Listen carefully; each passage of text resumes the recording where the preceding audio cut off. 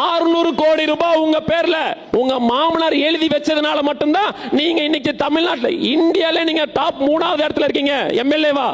அப்படி இல்லைன்னா you are just zero. இந்த கண்ணாடிக்காரங்கிட்ட ஒரு கேள்வி கேட்கணும்னு நான் ஆசைப்படுறது என்னன்னா, அன்பானந்தன் அவர் பேரு.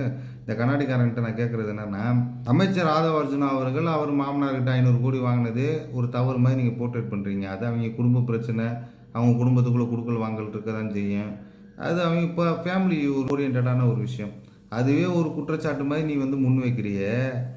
அவர் மாமனார்கிட்ட அவர் காசு வாங்கினது ஒரு குற்றச்சாட்டாக நீ முன் வைக்கிறப்ப, திமுக காரனுங்க எதுக்கு போய் 500 கோடி லாட்டரி மாட்டின அவர்கள்ட்ட வாங்கினீங்க?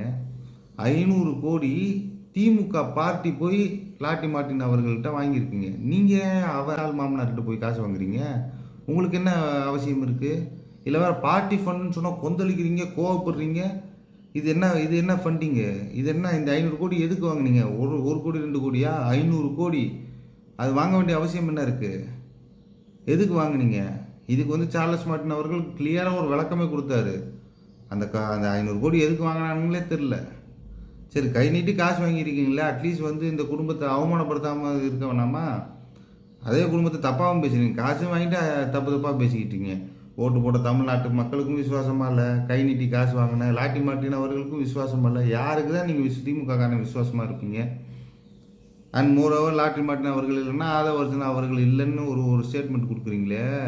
கருணாநிதி அவர்கள் இல்லைன்னா திமுகவே இல்லை, ஸ்டாலின் அவர்களே இல்லை. அப்போது உதயநிதி அவர்கள்லாம் இங்கே லிஸ்ட்லேயே இல்லை முதல்ல. அதெல்லாம் அவர்லாம் என்ன எம்மாத்திரம்னு தெரில. அவர்லாம் எந்த இடத்துல லிஸ்ட்டில் வைக்கணும்னு தெரில. அதனால் ஒரு விஷயத்தை விமர்சனம் வைக்கிறப்போ பர்சனலாக வைக்காதீங்க. இன்றைக்கெலாம் நிறையா ஜென்சி கிட்ஸு இல்லை இளைஞர்கள்லாம் பேசுகிறீங்க, பார்க்க நல்லா தான் இருக்குது. பட் ஆரோக்கியமாக பேசுங்க. திமுக காரங்க இப்போ எல்லாம் என்னென்னா பர்சனல் அட்டாக் ரொம்ப பண்ணுறீங்களோன்னு தோணுது. குடும்பத்தை பற்றி பேசுகிறது, அவங்க தனிப்பட்ட முறையில் பேசுகிறது, மக்களுக்கு இவங்க பேசுன மாதிரியே சுத்தமாக தெரியலையே.